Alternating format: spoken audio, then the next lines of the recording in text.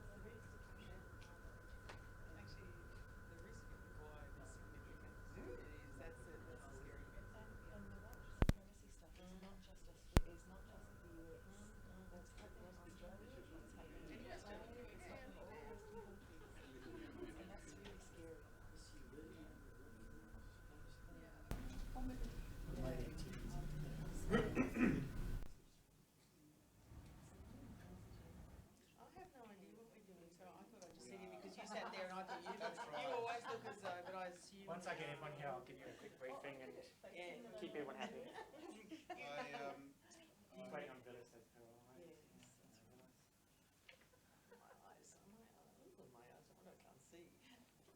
Through my eyes, I better go and clean them. Well, no, so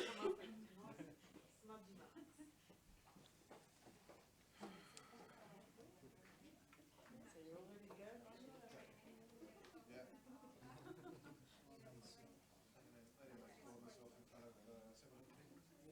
Yeah, and that's just the number we signed in. There'll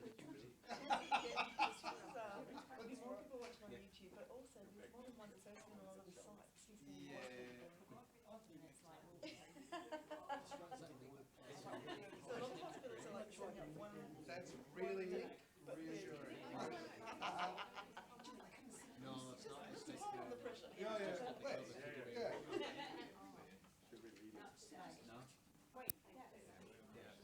So Vivian, we're going to get you over. Oh yeah, next to Lou. So ladies and gents, if I can get you up and put you in your spot, and we're going to keep you there for the corner. Now, is there a particular spot? I'm talking at the end. We send retention, who's doing the outside? In the order of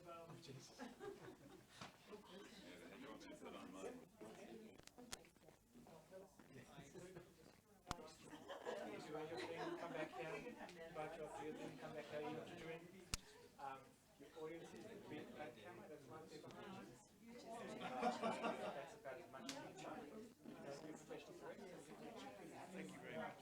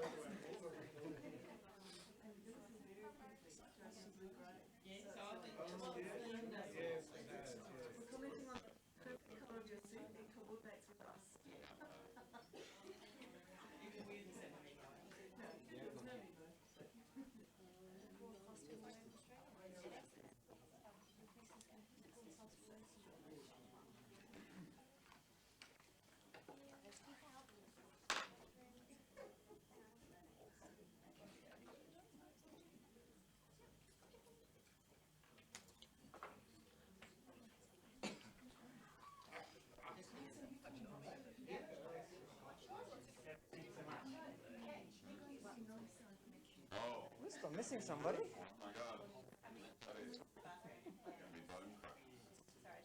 I sobbed silently. I sobbed silently.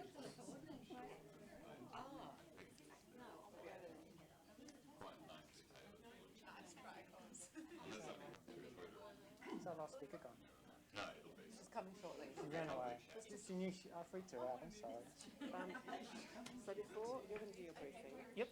Before we do that, I might just get everyone to stand together. Just take a group shot. Sure. Won't take long. So we'll just wait for Melissa to come back.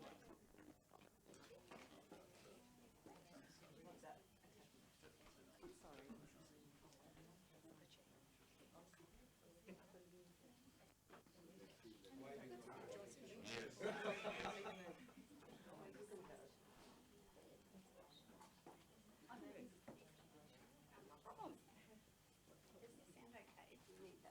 No.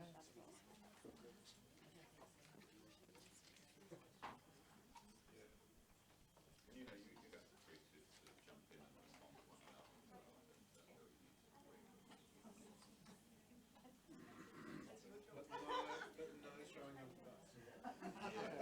Or interrupting. And actually, that won't really be possible. Oh, we could have a tug of war. Tug of war was really nice. None of us are really competitive, are we? No, well, you know, a villain is fine. That's fine. Quite a hefty object. Say anything really good, just stand up and drop. I'm done. That's it. Yeah, how does it go? No, we don't.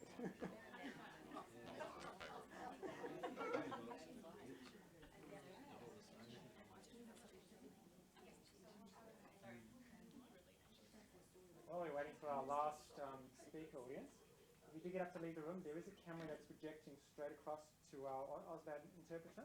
Please make sure you duck under that if you leave. You're welcome to clap, general laugh, that sort of stuff. That's excellent. We're not going to do the canned laughter and all that sort of stuff, but anyway. But if you need to make a noise, or if you have your phones on silent, all that usual stuff that you normally do in a conference, that'd be excellent.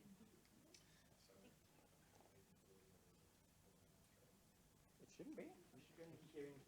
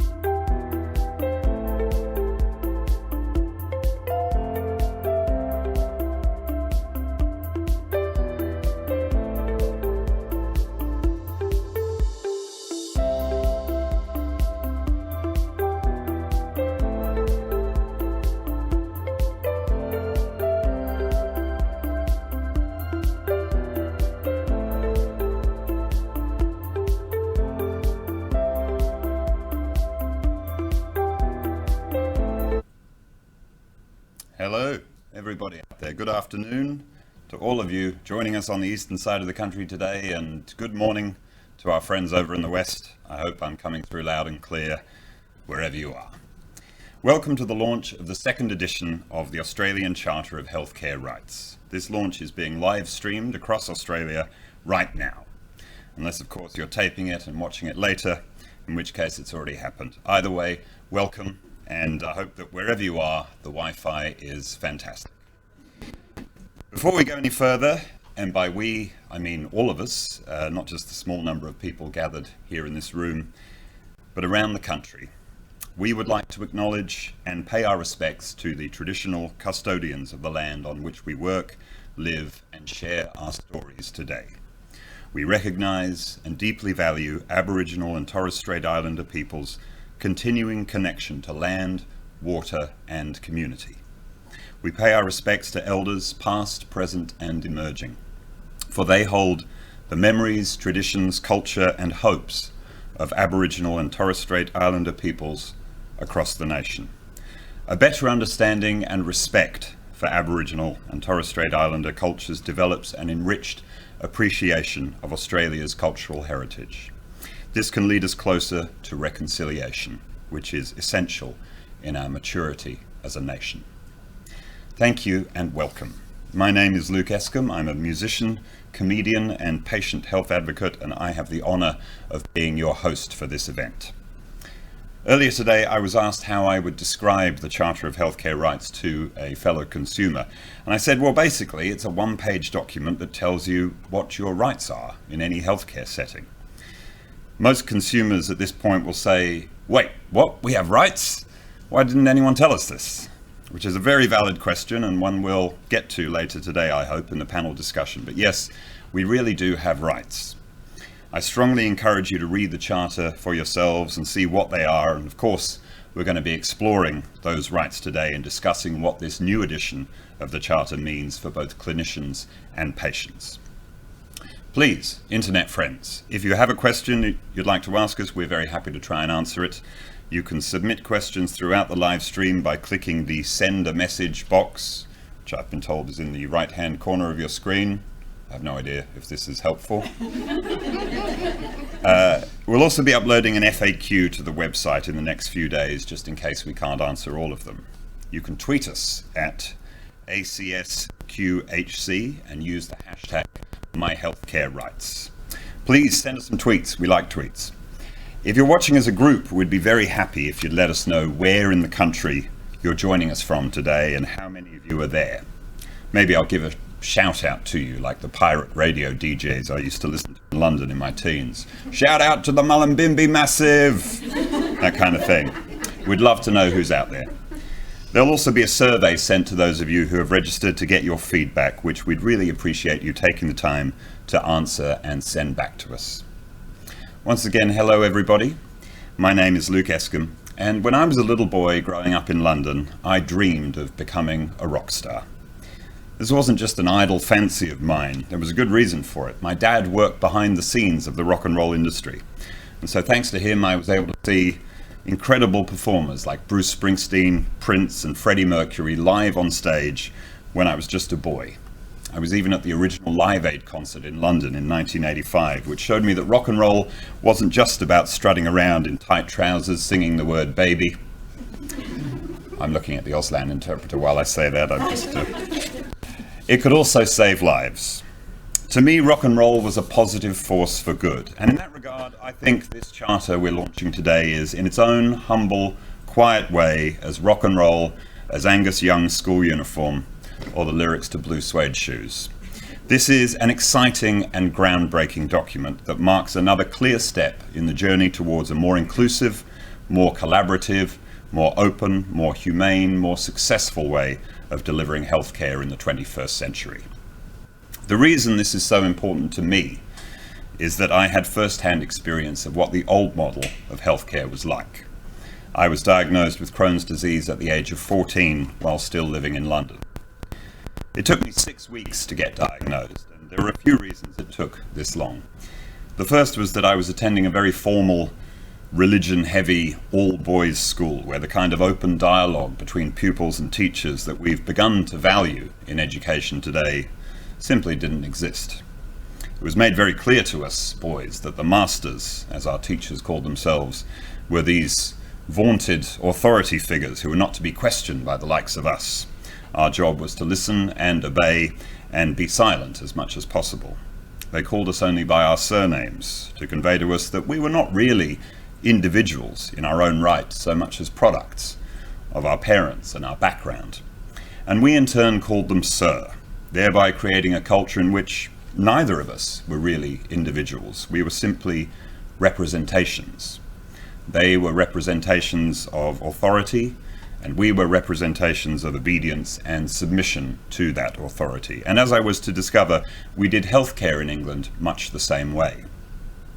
And this authoritarian model, which I admit might be very good for instilling qualities like obedience and upholding certain traditions that would otherwise have fallen over a long time ago by themselves, was not at all good for creating the kind of open, safe environment where a 14-year-old boy might have found the courage to tell his teachers that he was visiting the toilet a lot more than usual, or that he was finding it painful to sit down on the hard wooden benches of the science lab, that the pain was not going away, and that he was becoming more and more anxious. So I didn't say anything for 2 weeks. I was even too anxious to tell my mum about my symptoms, but she could see I was losing weight, so she kept me home for another week.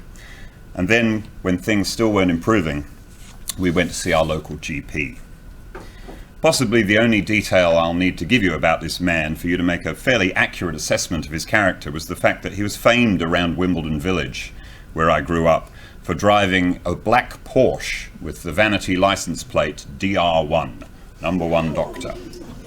In other words, this was not a man who had got a medical degree in order to go and vaccinate children in a refugee camp in Africa. This bloke was in it for the cash, and he wanted the rest of Wimbledon to know about it. And of course, it goes without saying, he was a terrible, useless doctor. It was hard for me to even describe my symptoms to him. I was embarrassed and afraid. He didn't say a word to reassure me, or even to give me the sense that he was particularly paying attention. Instead, it was more of a bored, "All right then, let's examine you," sent my mum out of the room, examined me incredibly roughly, like he was in a hurry to get back in his Porsche and get to the golf course, completely missed the fact that I had an abscess the size of a squash ball in my bottom, and essentially told mum I was faking my symptoms to get out of school. This was the head doctor at our local practice, DR1. Looking back, I think he was more like a number 2. So it took another 2 weeks for me to get to hospital, this time through emergency, to get the abscess drained. And it was while I was there, after a further week of tests, that I was finally diagnosed with Crohn's disease. Right away, I was put on a high dose of steroids, which gave me hamster cheeks and acne. I stopped being cast in the school plays, I was dropped from the sports teams, and for the last 3 years of high school, my only friend in the world was my guitar. But my Crohn's went into remission about 6 months after I left hospital. So from a medical point of view, at least from that era's medical point of view, my treatment was a complete success. I was in remission. But I was also in a state of depression that lasted for the next 15 years of my life. So I think more could have been done for 14-year-old Luke. More effort could have been made in the empathy department. But I don't harbor any real resentment about it because the awareness simply wasn't there at that time of what patients like me needed, or of what a patient-centered healthcare system could look like.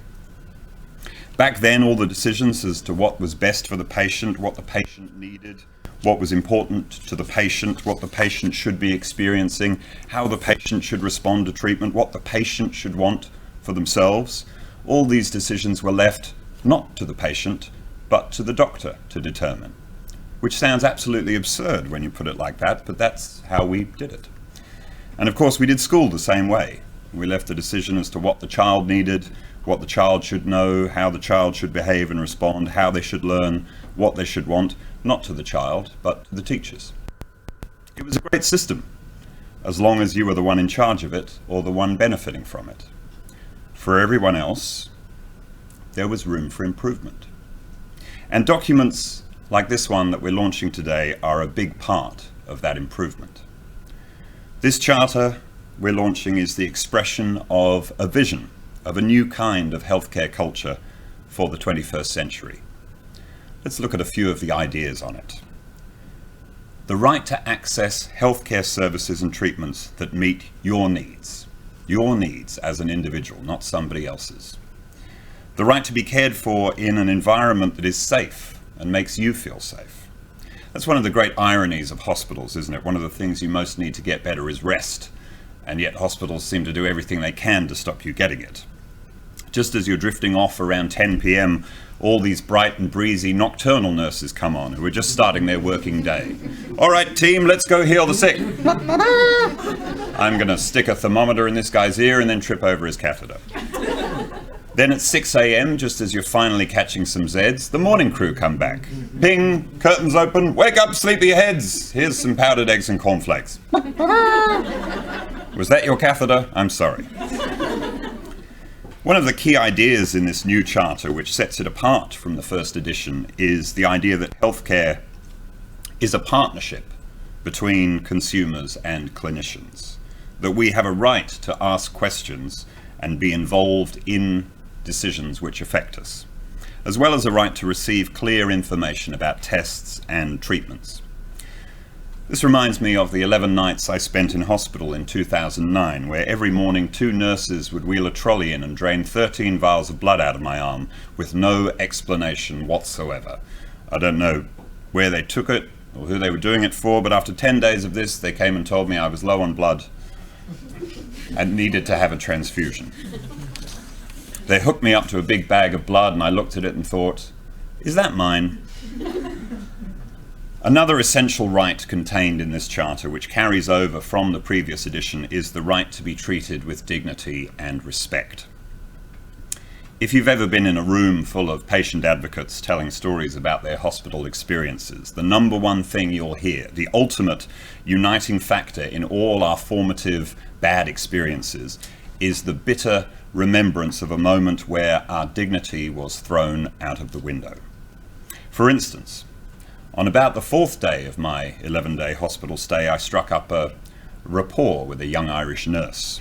I told her I was a musician, and she said, really? But you're so intelligent. I said, what do you mean by that? She said, well, most musicians I meet just lie around taking drugs all day. I said, yeah, but you're a nurse. Everyone you meet just lies around taking drugs all day. That's what goes on in the hospital. Then she gave me an enema. So it's fair to say I wasn't brimming with feelings of dignity and respect after that. I found out later that this enema could just as easily have been administered after I'd been sedated for the colonoscopy. It was just a matter of convenience to do it while I was lying there fully awake in a room I was sharing with 3 complete strangers with only a thin curtain for privacy. And of course, when I say convenience, I obviously don't mean my convenience. So there's a right to be treated with dignity and respect. There's a right to safety and a safe environment, a right to ask questions and participate in decisions, a right to clear information delivered in a way that recognizes your culture, identity, beliefs, and choices. There's a right to privacy, a right to receive and access information that is relevant or that pertains to you, and to be informed in a timely fashion if something has gone wrong with your treatment, and to ask questions to understand how and why that has happened. What does this mean for us as patients? It means speaking up, asking questions, not just nodding our heads and pretending we understand, but taking the time to make sure that we are involved in the decision-making process. Ours is not a passive role anymore. We are not just patients waiting around patiently for someone to tell us what to do. We are active participants in our care. A lot of people don't like the word consumer, I know. I don't particularly like having Luke Escombe consumer written on my name tag at conferences. It makes me sound so materialistic. But it's a useful way of reminding ourselves that we are the ones making the choices. It's our name on the scripts and consent forms. It's our name on the Medicare card.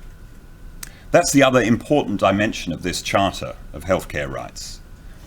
As we accept our rights, we also need to accept our responsibilities. And that's what makes this a document that clinicians and nurses and hospital staff can be excited about too. Because not only will it make your jobs easier, having patients who are actively listening and asking questions and working with you on finding the best way forward, it will also make your work more enjoyable, more stimulating, more challenging at times, no doubt, but as a result, more rewarding and ultimately more successful.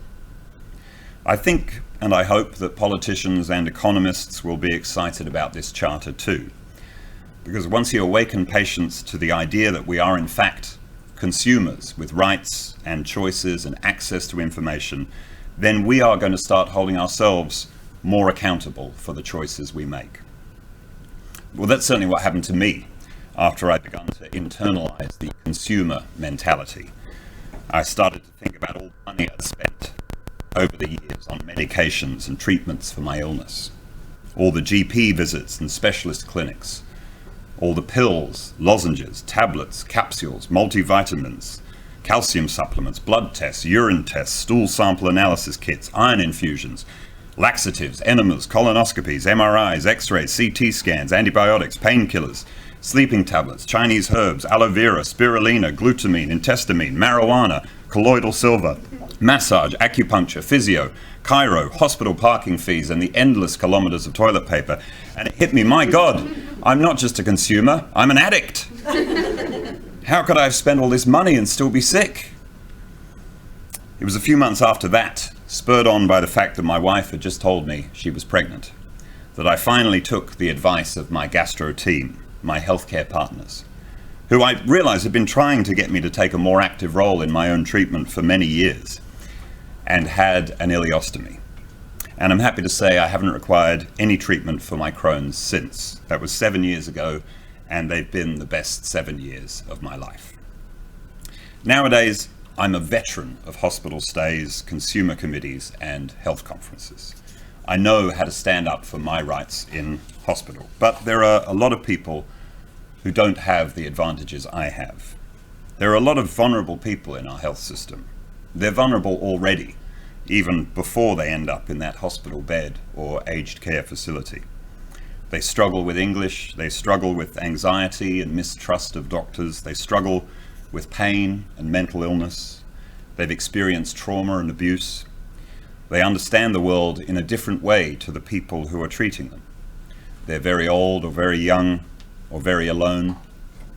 It is vital that this charter is made accessible to those people and that they are made aware of their rights in a way that they can understand, whether it's part of a pre-admission clinic or initial consultation or induction, or from a patient advocate or volunteer or a friend or family member or social worker or carer.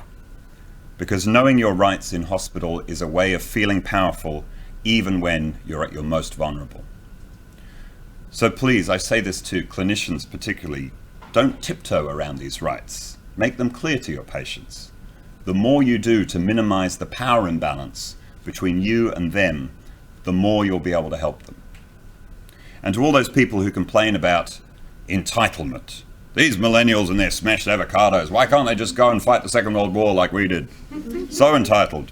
Or to those of you who'd rather not say anything, even when things are going drastically wrong because you don't want to make a fuss. Please understand, you are entitled to these rights. You are entitled to respect and dignity and safe quality care. It's not making a fuss to stand up for your rights as a human being. Whenever you don't, you make it harder for the next person to stand up for theirs. I know you don't want to be a you-know-what about it, but that's why this charter exists. You don't need to be a you-know-what about it. What's the sign language for that? Hedging bets. You don't need to be a you-know-what about it when you're in the right and you have a document that backs you up. So please, let's embrace these rights to which we are all entitled.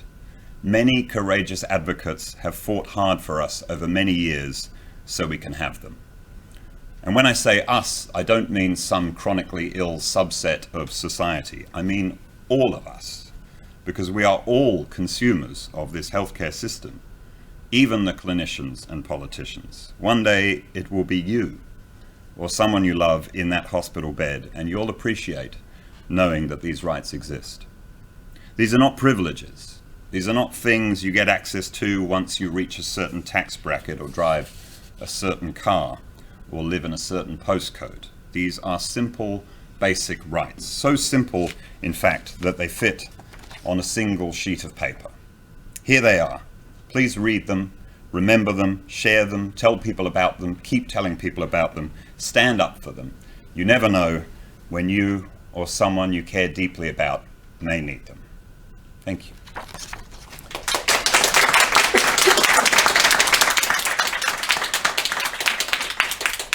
Well, thank you so much for listening to my opening rave, ladies and gentlemen. I would now like to invite Professor Willis Marshall, AM, to speak with us.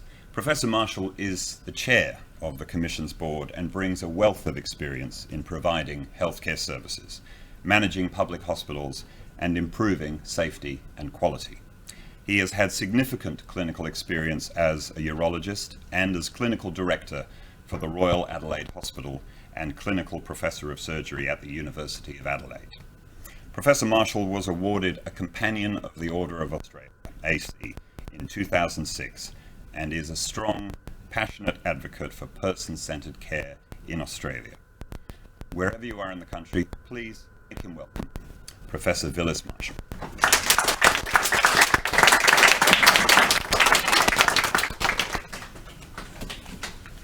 Thank you very much, Luke, and also thank you for your opening, because if anyone now is prepared to listen to me, it will sound a lot less exciting and terrifying than the experiences you describe. But I think it really does highlight from what you have said how important this charter will be and how important it is that each and every one of us takes notice of it, whether we be a patient, whether we be a health professional, or whether we know someone who is in the need of health care. Because this is something I think, if it does what we hope it will do, will, as Luke has alluded to, potentially change the landscape of a healthcare system which is already good, but I think we all agree can be better. And particularly with an ageing population, we do need to make sure that everyone is heard, because it's our body, it's our life, and so it's something that we all need to be able to feel we can talk about and be listened to. And so it's 10 years since the first of these charters was produced. And I might say to many of you, did you know there was one? Because I think for many people in the country, they would have had no idea that there was a Charter of Rights for patients in healthcare. So that's one of our challenges. We have to get this charter out there in the open so that people fully understand what they can expect. Because I'd have to say, and I think probably Luke would agree with me, that first charter was there, but no one seemed to indicate that it existed. And perhaps that was because of Dr. One. He didn't want anyone to know about it, but this is important. And the other thing, of course, is that it applies to, these rights apply to all places where healthcare is delivered, whether it be in a public or a private hospital, whether it be in a GP's rooms, whether it's in a specialist rooms, whether it's allied health providers, whether it's in public dental services, day procedure facilities, and community healthcare centres. It's everywhere. It's not just in one spot, not just in one doctor's room, not just in one hospital.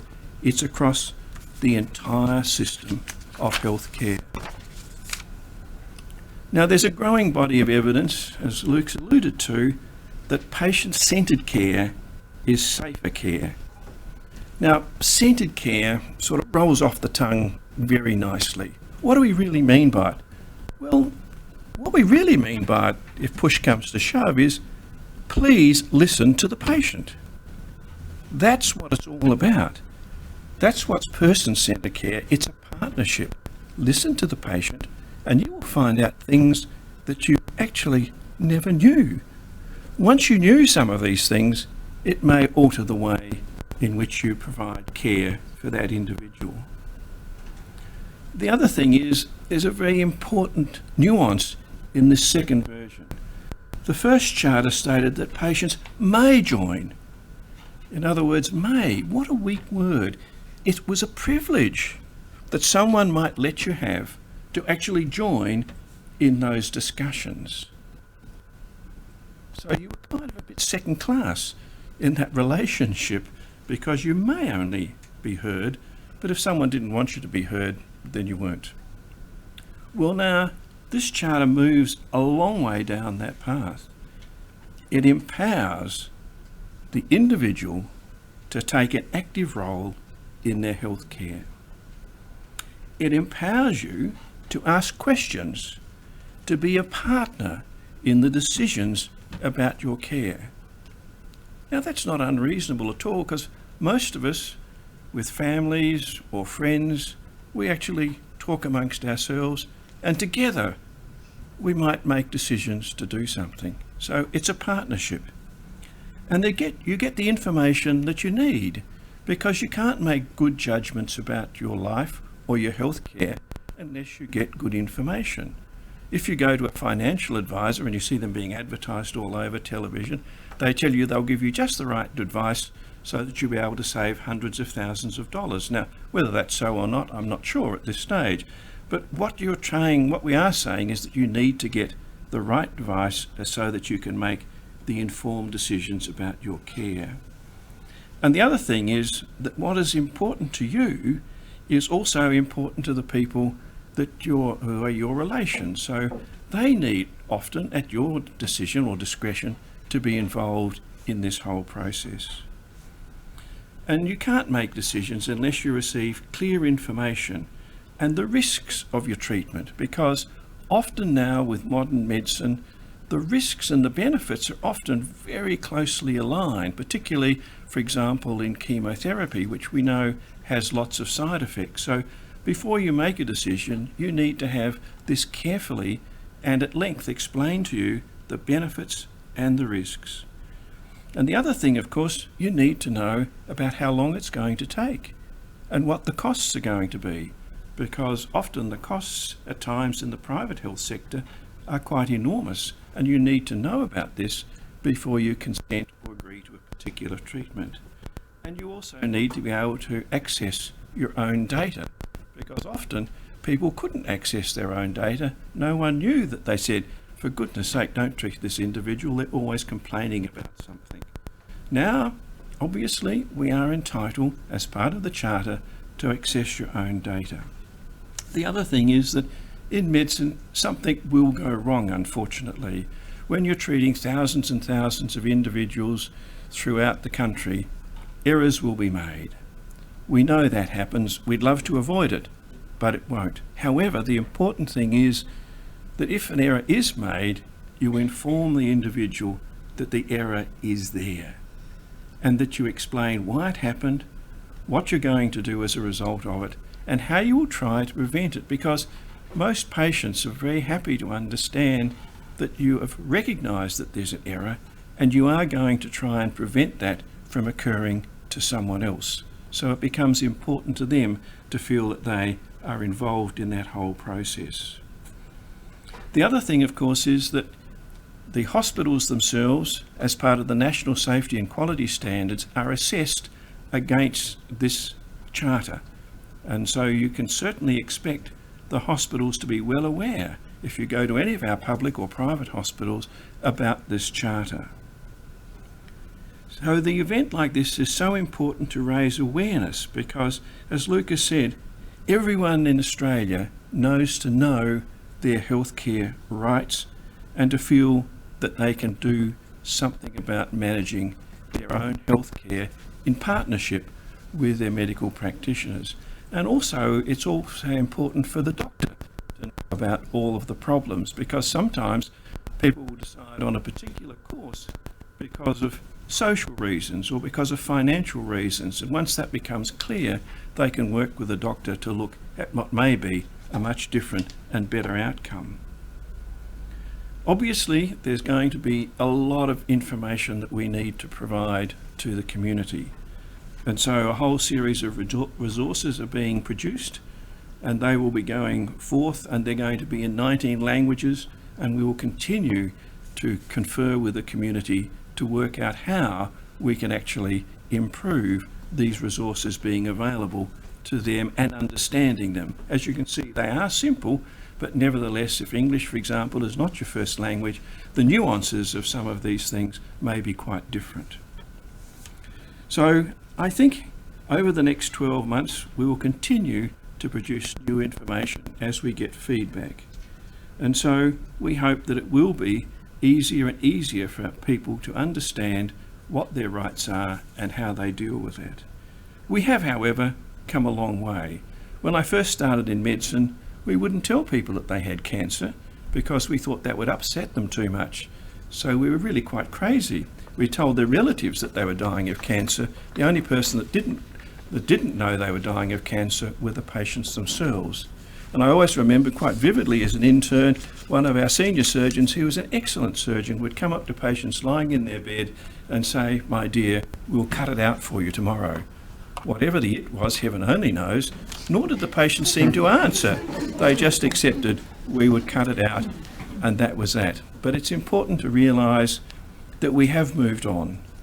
This charter attempts to bridge the gap that exists between what healthcare providers deliver and what the community expects. And it really is a partnership rather than the headmaster punishing the small boy. So thank you for listening. Thank you very much, Luke, because I think that was a wonderful opening as far as that's concerned. And so we now move on to the new era.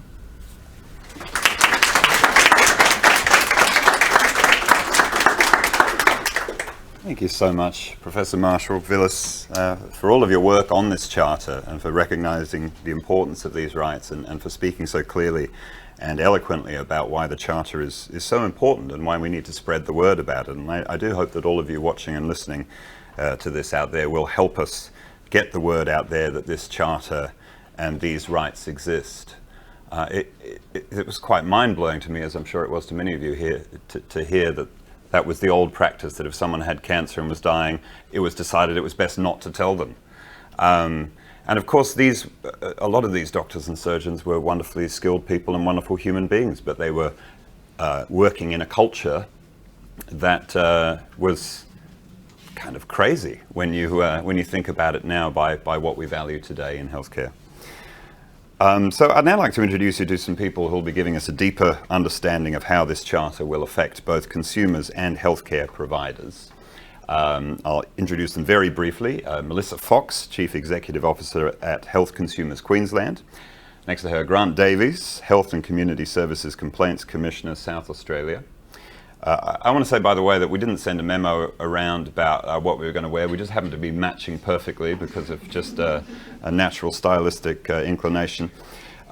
Next to Grant, Veronica Casey, Executive Director of Princess Alexandra Hospital, and Amanda Walker, Clinical Director of the Australian Commission for Safety and Quality in Healthcare. I've noticed that sometimes it's easier to say the whole thing than attempt the abbreviation, but that is ACSQHC. So let's make them welcome. Well, there are people in this room. Let's make a little bit of noise. I'm going to sidle down here now. Hello, everybody. I'd now like to invite each of you to take the handheld mic and briefly introduce yourselves and tell us how the charter relates to your work. So let's go down the line. Melissa, we'll start with you. Thanks, Luke. So with a long background as a maternity consumer advocate, my passion for the power of consumer partnerships with health services and government came from my strong belief in the rights to access, to the choice for models of care and informed decision making for those accessing maternity services, all of which are enshrined in the Charter in the past and the now revised. So now I'm CEO of Health Consumers Queensland, our state peak consumer organisation. I'm also Vice President of the Queensland AIDS Council, and I am privileged to be the chair of the Partnering with Consumers Committee here at the Commission. So the Charter underpins everything and supports everything that Health Consumers Queensland, that our equivalent organisations that exist in almost every state and territory around the country and at a national level, and also our incredible rockstar consumer advocates in our networks do. And we use it in a number of ways. So firstly, in advocating for a meaningful place at the table for consumers in the planning, design, delivery, monitoring and evaluation of health services. When advising consumers who contact us when care is not meeting their needs or the needs of their loved ones, that they have rights and how to go about seeking to get the care that they need. And we also use it in our training, our consumer engagement training for staff and consumers. We refer to it as one of the key drivers for consumer engagement, along with the Commission's National Safety and Quality Health Service Standards, Standard 2, partnering with consumers. And we say that it sets out the expectations of what consumers should receive and what health services should offer. We also suggest to consumers that when they're sitting on committees as consumer representatives, they can use it like a framework or a checklist when they're evaluating the consumer centredness of a policy or a service model. So is that service model or policy going to meet access needs? Is it going to provide care that is safe and feels safe to consumers?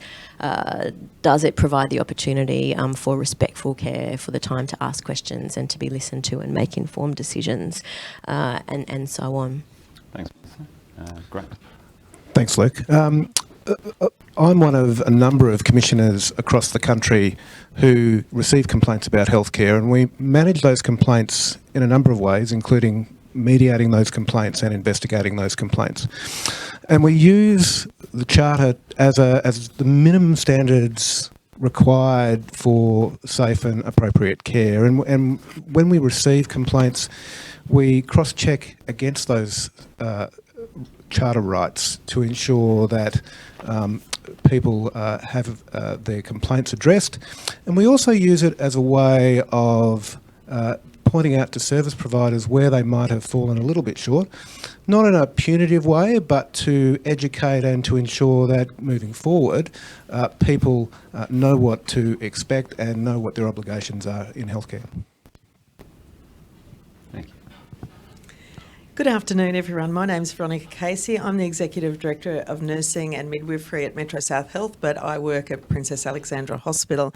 And I've just been recently appointed to the Australian Commission on Safety and Quality in Healthcare, which is a great honour. I'm delighted to be here today. I think the second edition of the Charter, Australian Charter of Healthcare Rights, is such an important milestone.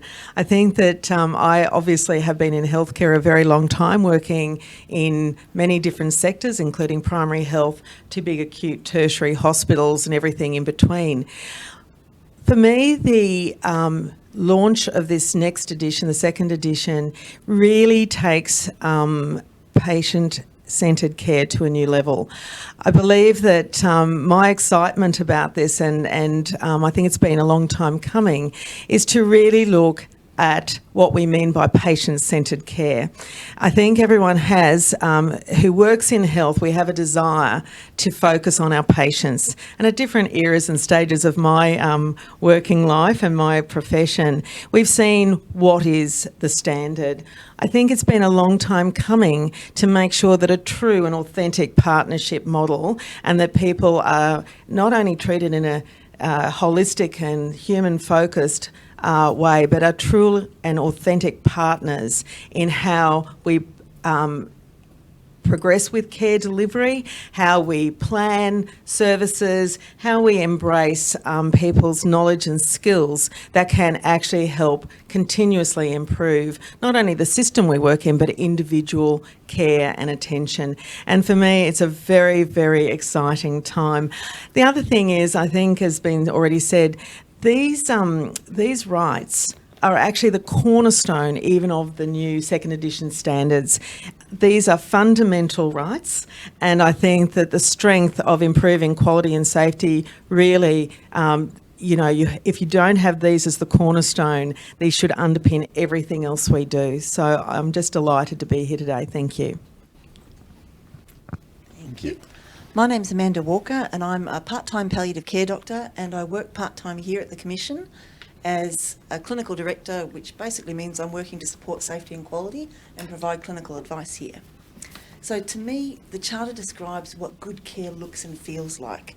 And care is better and safer when these rights are respected and exercised. When information and care is tailored to the individual, and that individual feels safe to ask questions and share their priorities. And when services learn from feedback, not only does that patient get better care, but future patients can as well. And so the best care can keep on getting better because of that input. So I think it's really important that people know what good care looks and feels like, and they know that they can stand up and speak up for themselves or for their loved ones if they're not getting good care. Thank you so much to all of you for those intros. It's clear, listening to you, that this Charter is going to interact with the health system in a variety of ways. I'm actually really starting to understand why we need a word like patient-centred, because the health system is so complex and people are working from so many different angles that we need a centre. I like this idea that the patient is at the centre, and that underpinning this new culture, we have a document. We have this document, fits on one page, and as you say, Veronica, these are fundamental rights. We would recognise most of these as basic human rights, I think. I wanted to talk first of all about how this will affect consumers. And Melissa, I'm going to ask you, why is it important that the consumer knows that they have rights? Sure. Well, I just came up with a joke that I think that you will like, Oh, Luke. please. So consumers just want to have fundamental rights. Do you like that? Oh, that's good. Nice. You can hear the groans coming through the camera there. That's fantastic. We'll get some bumper stickers. But I really loved what you said, that this is really about helping consumers feel powerful at a time that we feel most vulnerable. And we know that journeying through the health system is stressful. We sometimes might not know what's going on. We've got financial stresses. We're concerned about our loved ones and the impact of our journey on them. But all too often that stress is added to in ways that are not necessary. So through people feeling disempowered, through not being a part of the decision making, through not being afforded the respect and dignity that they deserve. So this is a tool that can help right that power imbalance that exists in the system because of differing levels of knowledge, that clinician-consumer power imbalance, and go a long way to recognising our expertise in our own lives. We are the experts in our own lives, and the important role that we have to play in making decisions that are right for us. And it's not just how consumers use the Charter that's important, or how we will use the Charter, but it's also very, very important how staff respond when we refer to our rights and try and have the Charter upheld. There's a large body of work that needs to continue to occur with educating staff to be able to have those conversations. Well, that's a very good question. Can I ask Veronica about that, about how the Charter will impact healthcare staff and why it's important for them to know about these rights? Thank you. Look, the 7 standards really and fundamental rights are critical for the staff to know, and I think inherently people would like to think they have that sort of embedded in their culture and their values.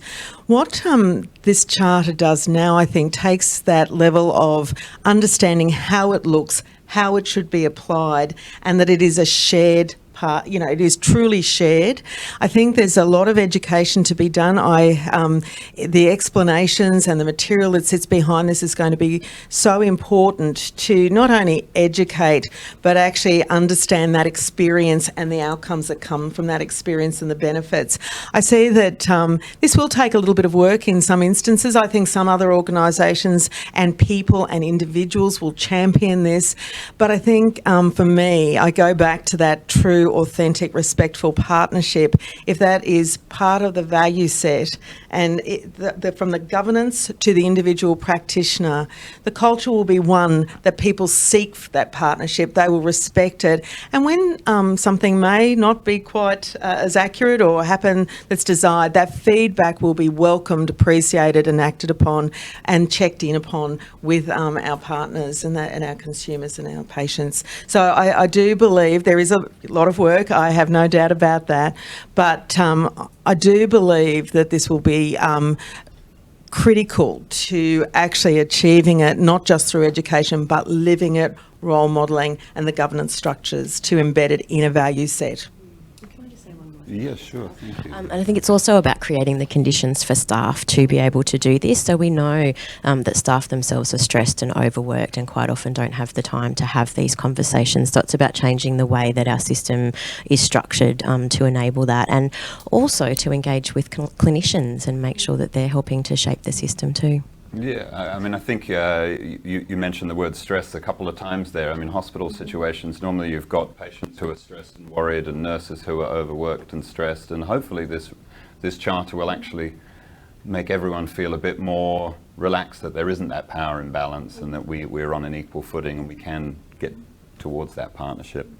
Amanda, I wanted to ask you about your clinical work and why the Charter and these rights are important to that.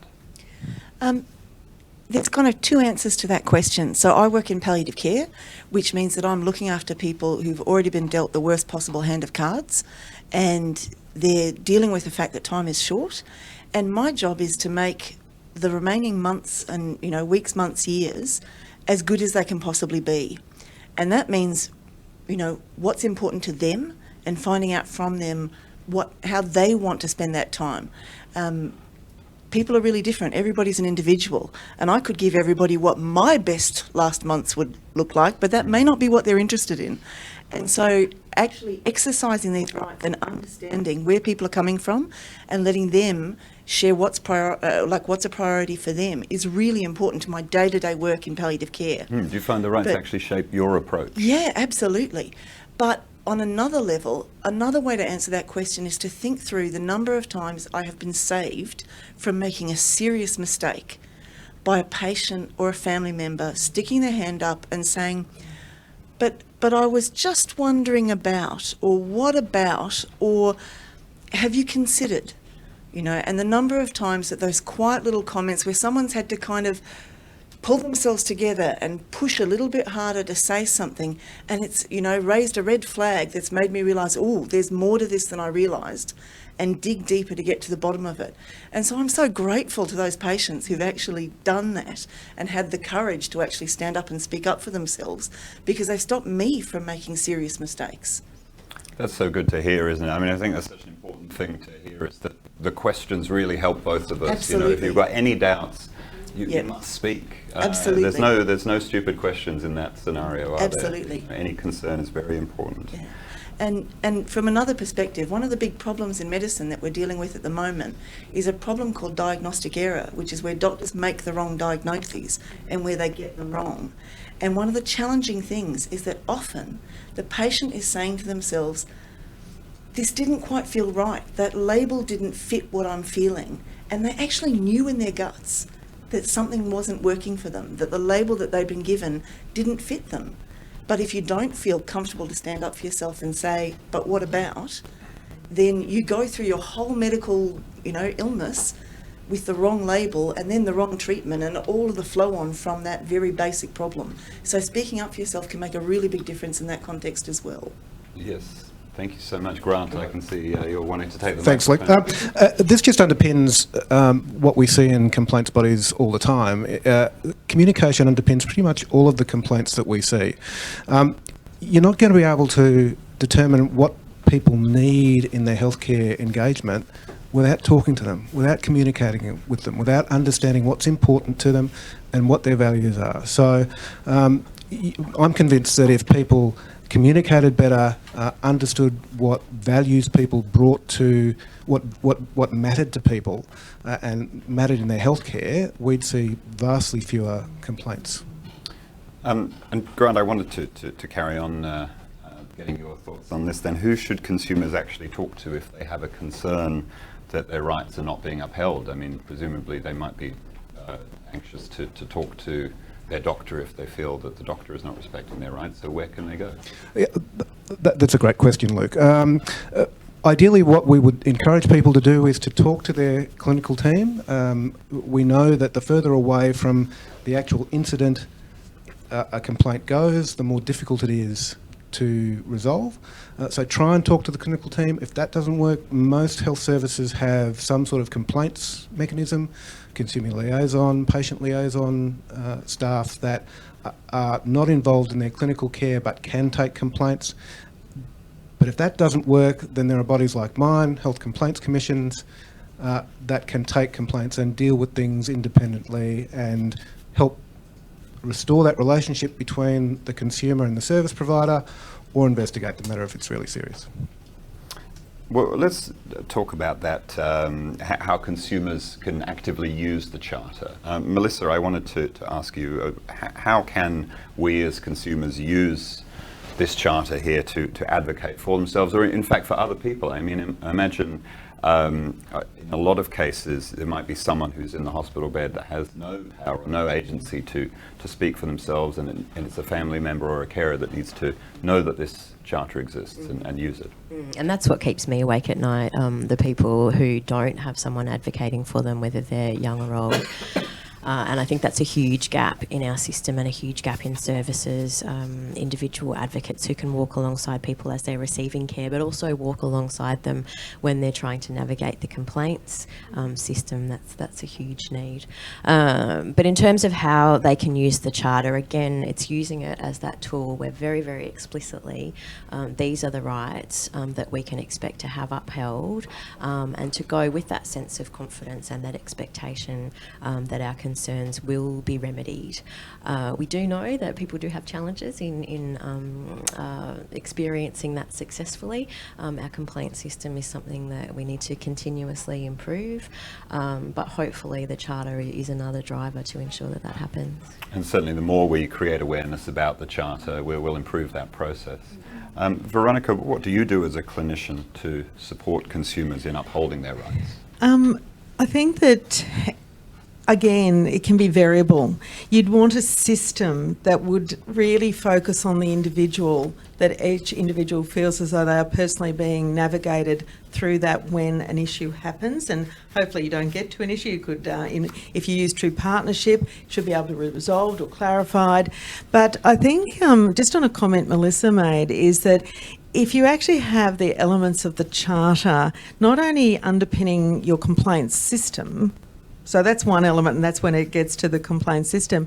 But if you actually use it as that fundamental base of the values, and you take your clinical staff, and in this instance often nurses are, or other health professionals are there, one would have to think, and I see this as very positive, that people would actually share and go through this Charter and really walk people through to say that there isn't a power imbalance, that we need to walk this journey together. And I, like Melissa, you do worry about people that don't have strong support systems, or they may feel they don't, or they might feel vulnerable in that they won't get as good a care. And I think this Charter provides the clarity now to say, no, I can actually not only work with other entities and groups that can support me and family, but our health professionals understand this, and this is absolutely, I keep going back to that fundamental right that we should all be able to share. And so I would see that for clinicians, as we gain understanding and what that looks like, feels like in practice, that should actually close that gap. Thank you. Amanda, wanted to take the mic there. Can I just share an example of where I saw this actually play out? Yes, please. Because I can just remember very clearly walking into a room once and detecting tension in the air. Mm-hmm. And there's a mum in bed, not very well, with a number of medical problems, and her daughter by the side of the bed.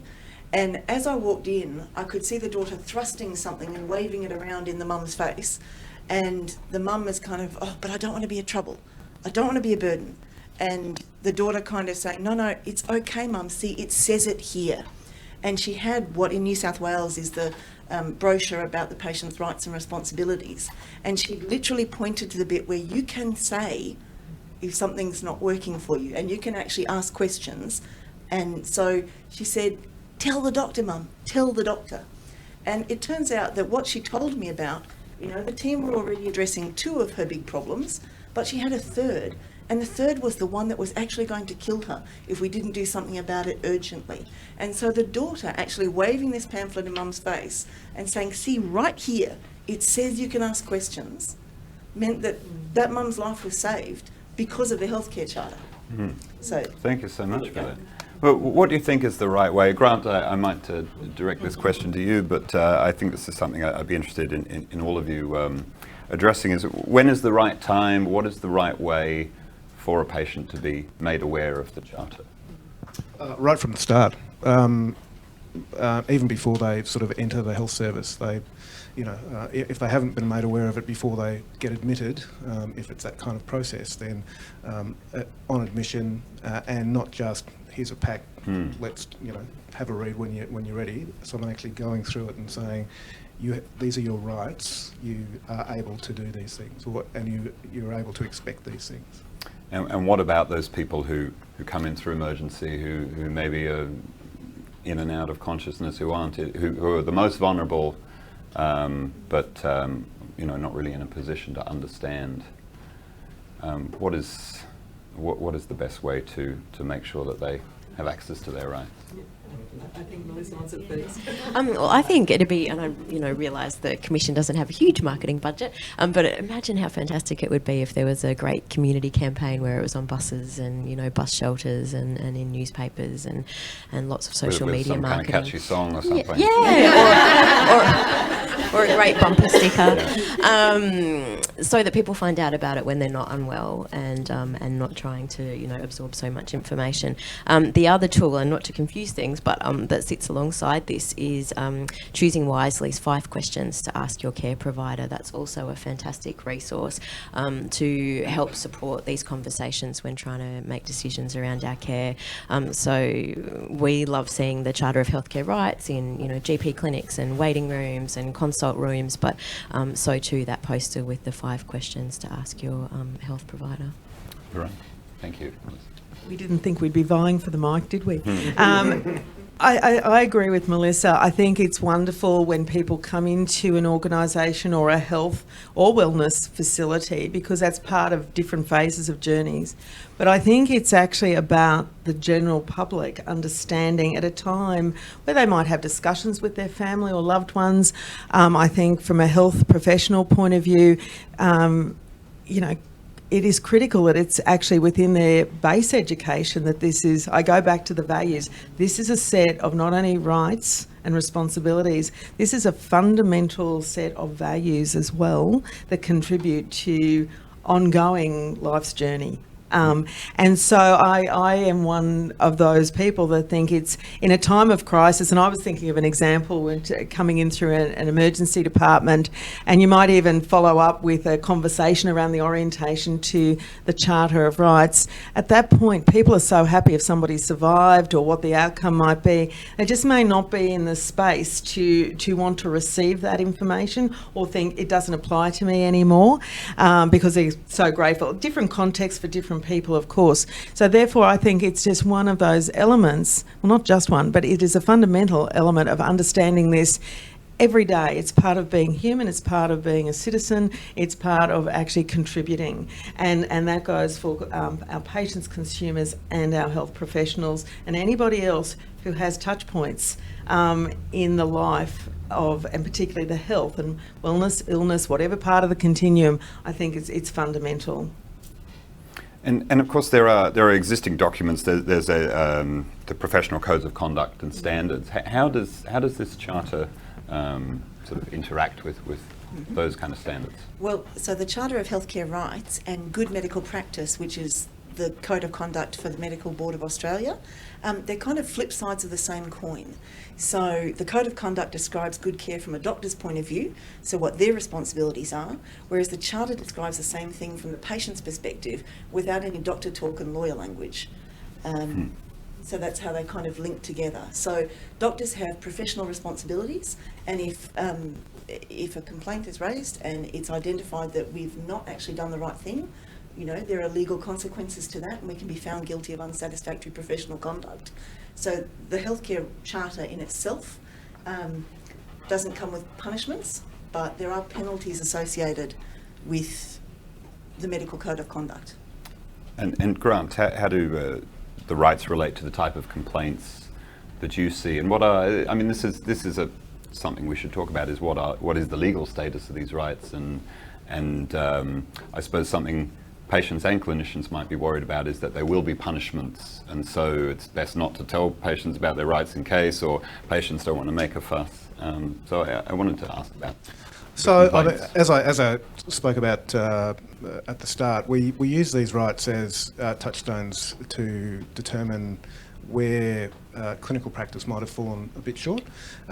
I also indicated then that we don't use that in a punitive way. It's about repairing that relationship between consumers and service providers.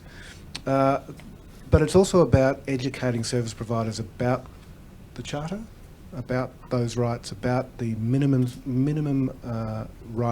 standards really that they ought to be providing.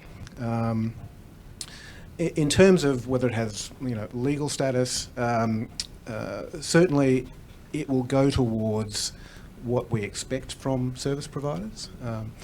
And in that way, I guess we use them, we judge people against them.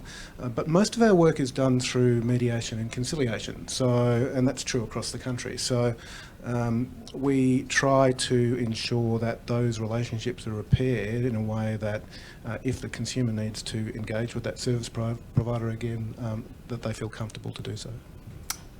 Melissa, yes. So in Queensland, we're very lucky. I understand we're the only state or territory to actually have our right to healthcare enshrined in legislation with our new Human Rights Act. But I think with both that Act for us and the Charter of Healthcare Rights, the challenge does come in implementation and within our health system that has limited resources, and for states like Queensland within the geographic constraints that we have. So for us, in terms of access, that's about if you do have to travel for healthcare, if you can't receive it in your local community, making sure that there's adequate travel assistance provided and that those processes are as easy as possible for people to get that support. And if it's around, sorry, which was the other one I wanted to refer to, and if it's around safety, that people are given that opportunity to have those conversations. Yeah. Amanda. And just to take up that question of should doctors hide this so that patients don't know so that we won't be sued, I'd actually argue the absolute reverse, because the best, safest care is care where there's open communication, like Grant has said, and where patients are able to exercise these rights. And the best way to lower your medico-legal risk is actually by providing care in line with the Healthcare Rights Charter. That's a great point. One of the big sort of updates to the Charter in the second edition is this concept of partnership, and I think it's something I'd like to get all of your perspectives on. I spoke earlier about this doctor with the vanity license plate, and this sort of, I think probably all of us at some point have encountered this kind of old school arrogant doctor that thinks, I'm the doctor, you are the patient, not wanting to. The idea of partnership would be kind of offensive to those sensibilities. But I wanted to ask about clinicians, first of all, how they can help create a partnership with consumers. I mean, it's quite an elevated concept for a consumer, especially first time in hospital, to be told, okay, you're going to be a partner with this person that's been at medical school for 15 years and has all this experience. How do clinicians help to initiate a partnership? I think the first step is remembering that it's actually not about us. We're actually here to sort out what the patient needs sorting out. And so however many years of training are irrelevant, if we don't listen to the patient, we're not doing our job. And what if you do find someone that just doesn't get that concept and they don't want to speak? Is that something that needs to be part of clinician training, or is? Or It definitely is. So teach at one of the universities locally, and it's very much a part of changing the way clinicians are trained to practice and how we think, and recognising that partnership is actually the key to good, safe care. It's when we talk about fundamental rights, a connected partnership between clinician and patient is the foundation of good care. That's great to hear. I mean, this is not a universally accepted idea around the world, is it? This is something Australia is, in some senses, one of the front runners. Veronica, would you like to talk about this idea of partnership? Yes, thank you. Look, I think that in the past, though, we have talked about partnerships, but it's still been a partnership of power. And that's why I think I've mentioned a few times now that we really need to, at our education level, at our practice level, at the system level, and then at the individual, that they're authentic partnerships, and what that actually feels like, looks like, not from the professional's point of view, but from the patient's point of view. And I think if we're, holistic care was around many years ago when I was a young nurse, and in fact, we've talked about it for many years. It's actually how it looks like for that person. And it doesn't take away from the expertise and the contribution that all the partners make. It actually lends itself to improved outcomes, as we know. There's actually a feeling of safety, and not only a feeling, it is actually then true safety for people, not only in the care delivery, but how people feel, or they're prepared to speak up or challenge. As I say, those challenges and that feedback, they're all a gift, because that allows us to actually work with and together improve the particular patient outcome, the system of care, and in fact that lends itself to more community, as was before. It will take some time. I think, we don't want something that is superficial. We want something that's authentic and meaningful, and that can demonstrate that. So, as I say, I'm very excited. Well, that's very exciting to hear. Yes. Melissa, what does this mean for the consumer? How do we encourage consumers to engage in this idea of a partnership? Yeah, look, I like what Veronica said about placing the consumer at the centre, and that decision making is what's right for them. So I think we need to remember that there will be some consumers, despite being given the opportunity to have a conversation about their different care options, they just may not wish to be as engaged in their care and follow the guidance of their health professional. Equally, there are consumers who may wish to make a decision that is not in line with recommendation of care, and the system sometimes struggles with this, and I think can do a better job at having processes in place to document those conversations and document the decisions that protects both the health professional, but also supports consumers to make informed decisions that are right for them for a variety of reasons. Thanks, Melissa. Grant, can we give you the mic? Thanks, Luke. I'm convinced that if clinicians put themselves in the other person's shoes, they would actually have a better understanding of what partnership means. And let me give you a quick example. I had a staff member who presented to an emergency department with chest pain, and after 4 hours in the emergency department, a clinician came in and said, "Good news, you're not having a heart attack, but the surgical team needs to see you," and walked out. So her blood pressure skyrocketed. But from the clinician's perspective, it was good news. From the consumer's perspective, it was just another stressor. Yeah. Well, thanks, Amanda and Grant, for giving us these stories that relate to the Charter and the rights. So, Veronica and Melissa, could you maybe give us a story of how a patient's rights have been respected or not respected, and what the result of that has been? Well, I guess for us, we're most aware of them being used by consumers sitting on committees and being able to draw on the rights within the Charter. I guess for me, what's weighing on my mind and has informed my answer to the last question, and I think there's learnings for us in this, is when the charter just becomes a piece of paper and is not upheld. And I guess that's my cautionary tale for today, that despite it being on the wall of a hospital, I heard a story today where they didn't have the chance to choose care pathways for their child that met their needs. And so for them, it's about having and for them and many others in their circumstances, it's about having processes in place that bring this document alive and ensure that it does uphold their rights. Thank you. Veronica, can you share a story with us? Yes, I'd like to actually, because I think that often, as Grant said or others, healthcare professionals are people, are human, and access services are participants in care. In the not too distant past, I'll just be careful how I tell this story, I'll just alter a little bit, is that I was approached after it was actually a compliment around the care delivery of all the professionals, but it also had some significant opportunities for improvement. And so one of our patients, family members, came up to see me and said, I really need someone to hear me because everyone's so happy about the outcome that's happened. And this family member had actually been through, complex care in a big tertiary hospital with probably not an outcome that was going to be positive for that family. Anyway, to listen to this, it was wonderful to hear all the wonderful things that different people had been done. And, you could sit there and pat yourself on the back and say, well, the other doesn't seem to be so difficult.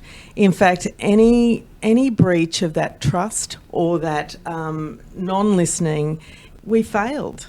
And that's hard sometimes to come to terms with. So I was talking to this family member and I said, help us to work out where we went wrong and what were the key areas. And really, as I was listening, I could work that out, but that was from my perspective of where I was sitting in the organisation and my linkages to patients. The key that was described to me was that lack of consistency. So actually it was about bringing out some of the points of the original Charter of Rights and what that expectation was. But it was the lack of consistency moving between treating teams.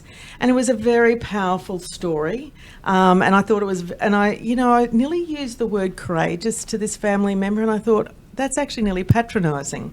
So I said, tell us and share with us how we can improve with you for other people. And so when I actually read for the first time the My Healthcare Rights and what it looks like now, and we've got a long way to go, obviously, was actually, I think it's clearer, the expectation on clinicians and health services and professionals.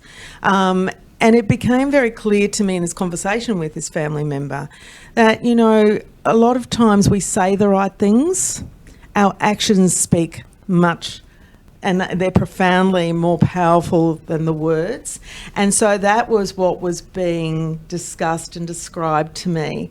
And it was, for me, if we had have listened more, if it had been an authentic, and I've used the word authentic partnership, but it would have had a better outcome for the family. And so I think that, that was a very salient time. It's actually very humbling to hear that. And along the way, this family member was telling me all the positives to make me feel better. And I said, you don't need to do that. We actually strive to give the best care, but really we let you down. And so, I think, and actually I've stayed a bit connected to see how we're travelling and that's, what we need to do. And though it's at the individual clinician level, and I think Melissa pointed out how busy we can be, busyness is not an excuse not to achieve these fundamental rights, these values, these standards, because in fact that's what everybody deserves. But it also has a benefit not only for the patient but for so many different levels of organisations and outcomes in society. So how there are some, I have had many patient stories because I have been around a very long time, but this one has absolutely, how some just stand out, and it was a very it was a watershed time in a way, even even though it seemed quite small, because I went on the journey of discovery myself to see how we had let that family down. And so a lot of lessons learned. Yeah. I think if there are stories out there that help us to humanise this charter and why it's important, if it's impacted your life, someone who's out there watching this, then please share your stories with us. Use the hashtag MyHealthCareRights, tweet at us, and because I really think the more stories we can gather, the more we get to understand just what's going on out there. I mean, we have a vast health system, and there's so many, there's local level and national level, and there's big hospitals and tiny hospitals and GP clinics. It's huge, and everyone is affected. Literally no one is not in some way connected to healthcare. So please share your stories with us. I wanted to ask if any of you had something that you feel hasn't been said yet, or just something you'd like to end with briefly. Amanda, would you like to say anything else? Look, I've just come back to that issue of... Oh, sorry? Oh yes, please take Sorry, the mic. I'll come back to the mic. So I can I hear. just want to come back to that issue of good care is actually described perfectly in this charter. So if you want to know what good care looks like and feels like, read the charter, get to know it, and then if you're not experiencing it, you can actually stand up for yourself. And I'd like to build on what Amanda said, because I totally agree. I think what this charter does, as it is described, will provide that opportunity more so, particularly for health professionals, but also our patients, to know what it actually looks like and feels like. And I think that might have been a limitation of our previous one. And that's probably come through feedback, and we will continue. This will not be the last edition of this. And as resources become available, particularly for the health professionals and consumers, I think the shared conversation will have a deeper meaning, and as I keep saying, that authentic discussion, to be able to have good critical debates, good conversation, shared plans forward, all of those wonderful items, because we are talking about our humanness as well, both as a professional and as a patient. So I think it's really important. Remember. Thanks, Veronica. Grant. Thanks, Luke. I mean, I think I'd go back to, put yourself in the other person's shoes. Engage in communication. It's not a scary concept, and really, when we do that, we get much better outcomes for consumers. It's a more pleasant place for you to work, but the consumers feel like they've been heard, they've engaged with their healthcare, and the outcomes are better. Everything that we're talking about, whether it's about care at an individual level or consumers partnering with health services, it's all about relationships, about partnerships, about communication. 100% agree that the majority of the complaints we hear about are to do with communication. But it's also about having that shared vision. So whether it's a vision for a new service or a new model of care, or having a shared vision about what matters to the individual consumer, it's about knowing what that vision is and working together towards it. And we hope that the charter will become a driver not only for individuals knowing what they deserve from the health system, but also once they've had that experience, that they might want to work with organisations like the state peak consumer organisations, like condition-specific consumer organisations, even like the Commission, to be able to shape the health system to better meet all of our needs. Thank you. I wanted to pick up actually on the point you made, Amanda, just about how this charter it sums up the concept of good care. I think that's a very good point, and I actually really want to congratulate the architects of this charter for being able to, I must say in healthcare, in the past I haven't always encountered the most easy to understand language. Often I have no idea what's going on. You can't read the doctor's signature, and that sort of kind of obfuscation seemed to be part of the communication for a long time. This is a beautifully simple, clearly worded document that condenses some huge human concepts, fundamental rights, into a single page, has room for a graphic on the side. So congratulations. Will you please help me thank Amanda Walker, Veronica Casey, Grant Davies, and Melissa Fox. Thank you. Thanks so much for coming in. I'm sure this conversation will continue. I hope the conversation will continue on Twitter. But this is now the moment of truth. This is the countdown moment. The rockets are about to fire. I'm now going to pass back to Professor Willis-Marshall for the official announcement of the launch of the Charter. Thank you, Luke. Before actually making the official launch, what I would like to do, though, is to thank the many hundreds of people, both in the healthcare professions and also in the community, that have contributed comments to us, because I think without the enormous amount of effort they put into, we wouldn't have achieved something that was so relatively simple, something that was so clear, and something that we hope everyone can understand. It doesn't mean to say, though, they will do it immediately. I think, like all of these things, it's what do you mean by I don't understand? Well, usually that means I don't want to do it, basically. And I think we do have quite a lot of work to sell it across both the community but across the profession. I mean, it is delightfully simple, but I think we will find that we do need some salesmanship to convince people that this is what is necessary. And I think we can best do it often by stories. I think Luke's story, the other stories that we've heard, and also getting members of the professions as well as the community to talk about it. Because when you see the positive effects that can occur if we adopt this approach, it is well worth the effort.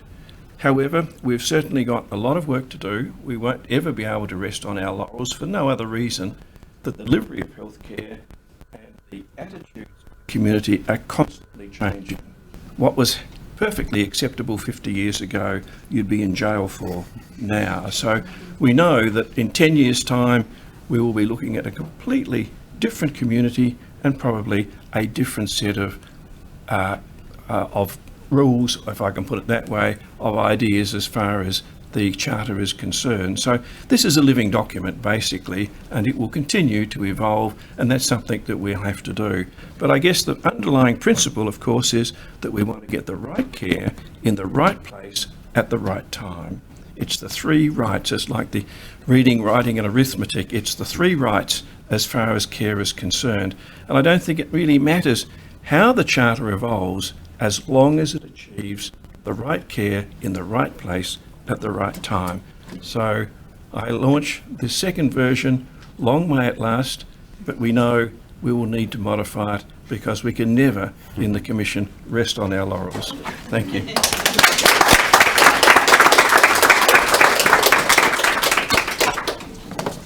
I thought maybe we'd have some pyrotechnics or something, or I'd get to throw a champagne bottle against the wall. We'll probably get that tomorrow. Later on, we'll get something spectacular. Well, thank you so much, everyone. I know there are many more conversations to have about this Charter at every level of healthcare, and I do hope people watching out there will go and initiate some of these conversations, and they'll form part of an evolving narrative about the kind of healthcare culture that we want to see emerge in this country. The progress we've made towards a patient-centred healthcare system here in Australia is something I feel proud of. I know I've been to other countries in the Asia-Pacific region, and I know that they look at what we're doing over here with patient-centred care with great interest and admiration for the most part, and that is something we can be proud of. On a personal note, I'd like to see us doing more as a nation to promote good health and prevent people becoming dependent on the healthcare service in the first place. I'd like to see health and well-being placed more towards the centre of our national conversation. Ultimately, I think all issues at their core are issues of health and well-being, whether it's the health of our bodies, our institutions, our environment, our economy, our communities, or our culture. But I wanted to end on a different note. Someone tweeted at me about the possibility of having a musical element to today, and I thought, well, why not? I don't know if that means people are going to be sort of switching off out there, but I thought it'd be nice to finish with a song. And this is a note, not just a musical note, but a note of love and gratitude to all of the doctors and nurses who have done so much for us over so many years.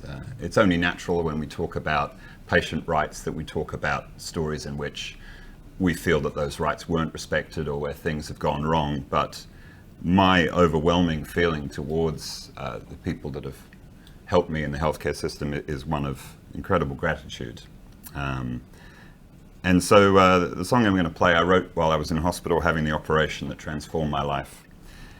I've never played it on this instrument before, but I came here on the bus and I didn't want to carry a full guitar, so it should be interesting. There's always a little feeling that you're David Brent when you bring out an instrument inside a room like this.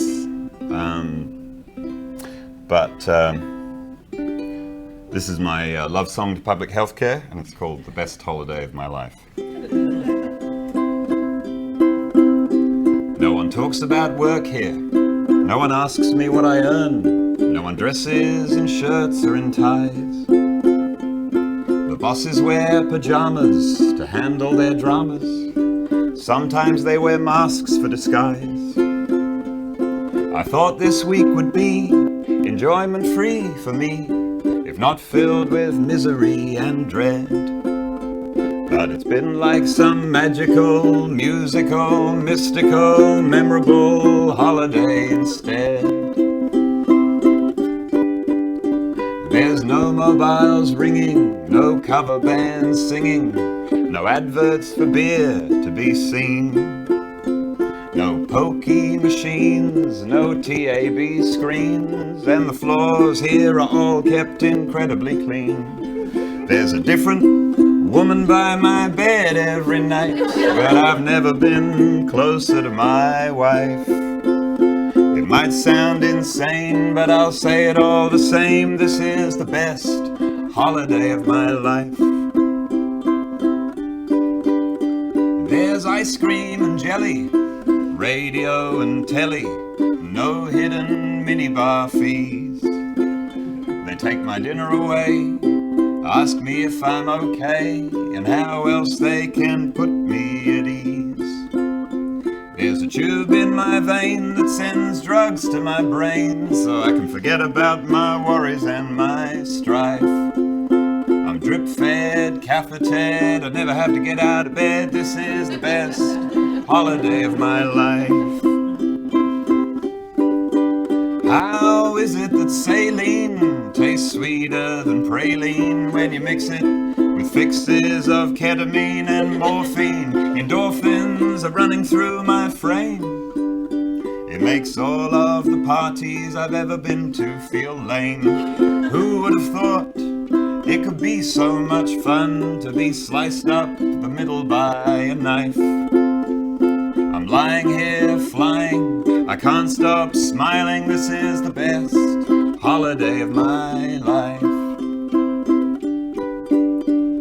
I came here with an organ that was causing distress. Now I guess it's been thrown in the bin. Or perhaps it's in a dish, filling a scientist's wish to cure the condition I found myself in. And I hope one day soon she'll be over the moon, and she'll dance to the drum and the fife, with a gleam in her eyes and a Nobel Prize, 'cause I had the best holiday of my life. In cathedrals and churches, they're searching for God. They're wondering where he might be. Well, I believe I just saw her helping an old fella fill up a bedpan with wee.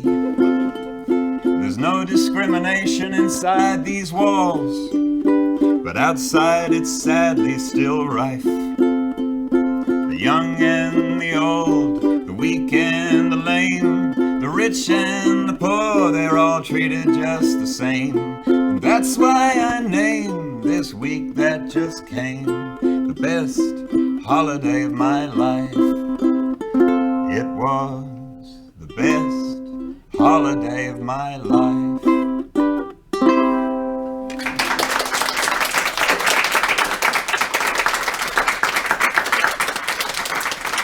Thank you so much.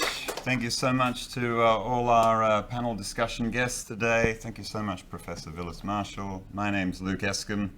If there's anyone still out there, thank you so much for watching us. I didn't receive any shout outs to the Mullumbimby Massive or anything, but shout outs to all of you who have tuned in. I hope we'll continue this conversation on the Twitters, #MyHealthcareRights.